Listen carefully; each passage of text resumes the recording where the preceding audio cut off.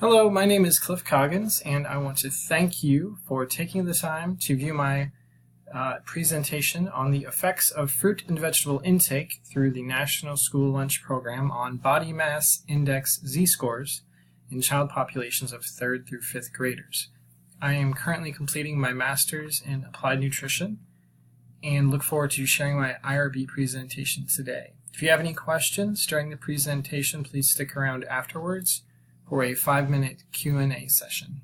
Also, this presentation is made possible by the American Society for Nutrition Conference. Thank you. So a little bit about me. I am currently studying at the University of New England for my master's in applied nutrition. I work at a company called Bakecrafters Food Company, which sells whole grain bread and baked goods to school districts around the United States. I also assist with the creation of new products following the meal contribution guidelines outlined as part of the Food and Nutrition Services sector of the USDA.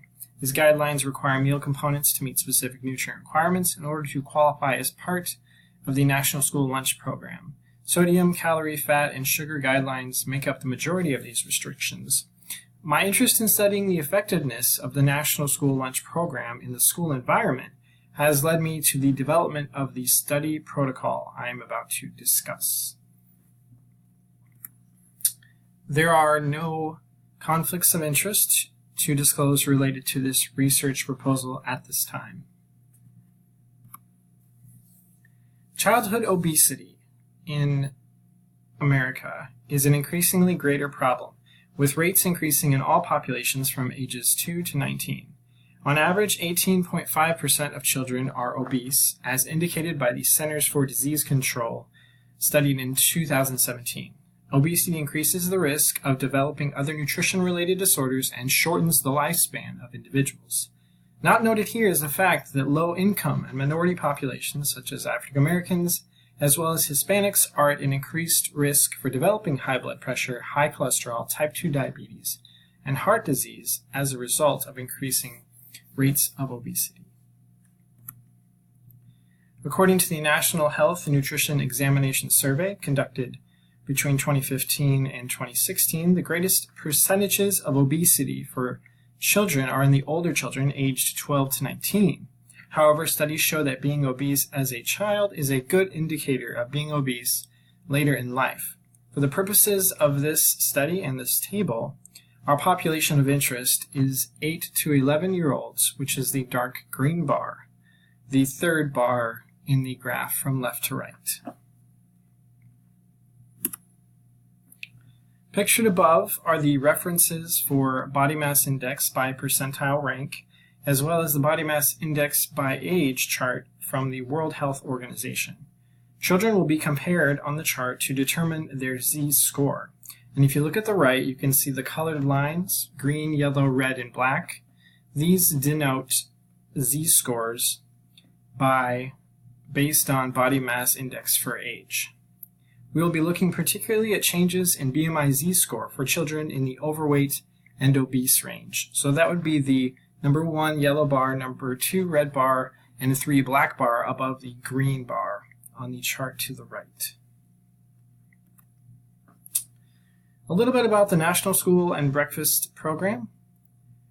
By requiring specific nutrient and meal component requirements for reimbursable meals, the National School Lunch Program hopes to fight childhood obesity while providing reduced price meals, number of servings and serving size requirements. Lunch requires fruit and vegetable selection, while breakfast only requires fruit selection. And the table below shows you, for our specific population, 3rd through 5th grade, children 8 to 11 years old approximately, the meal requirements are fairly similar. The objectives of this study are primarily to determine whether the increased fruit and vegetable intake results in significantly lowered BMI Z-score. Also, to look at the relationship between required fruit and vegetable selection and actual intake in the school environment.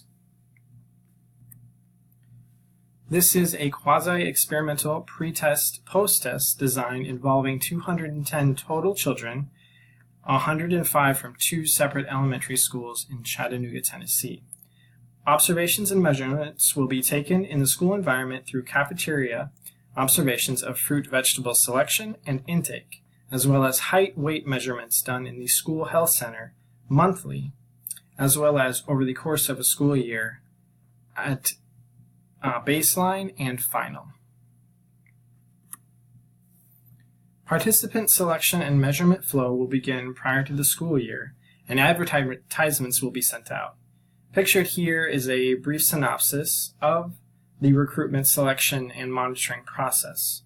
So selection will happen before school starts, approval will be assigned, and monitoring will happen throughout the year.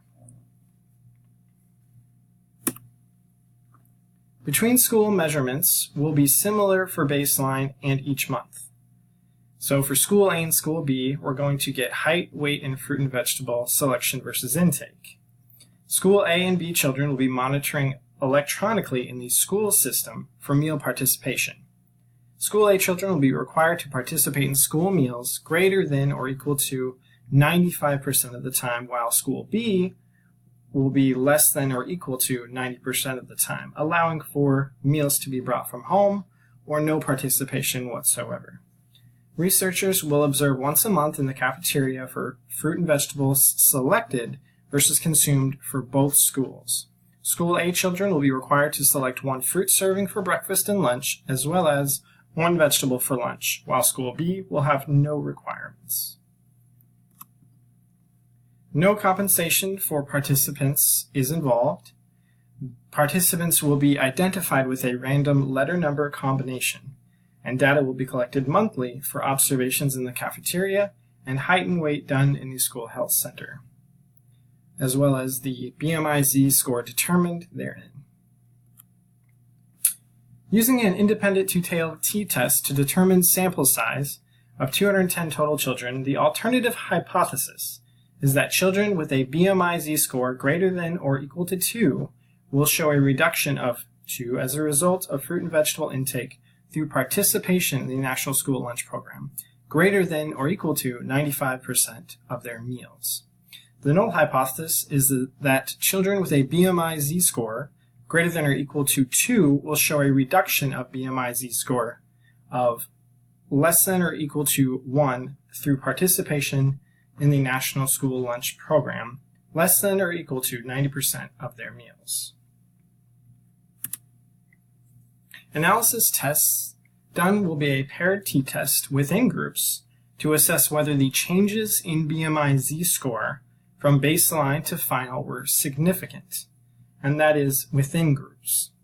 A Pearson's correlational test will be completed to determine the correlational significance of BMI-Z score changes with fruit and vegetable intake from month to month within groups. Finally, monthly fruit and vegetable selection and intake data for each school will be reviewed to determine whether requiring participation in the National School Lunch Program and School Breakfast Program resulted in increased fruit and vegetable intake over the course of the year. And pictured down below are the charts that will be used to gather data and measure within groups by age and gender.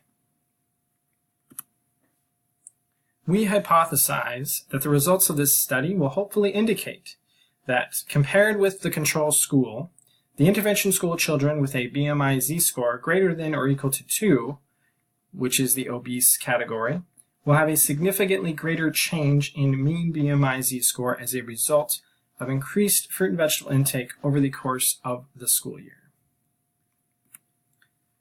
The outcome of this research will hopefully add to the body of knowledge surrounding the effectiveness of the National School Lunch Program and School Breakfast Program at increasing fruit and vegetable intake, as well as improving BMI status for school-aged children in 3rd through 5th grade.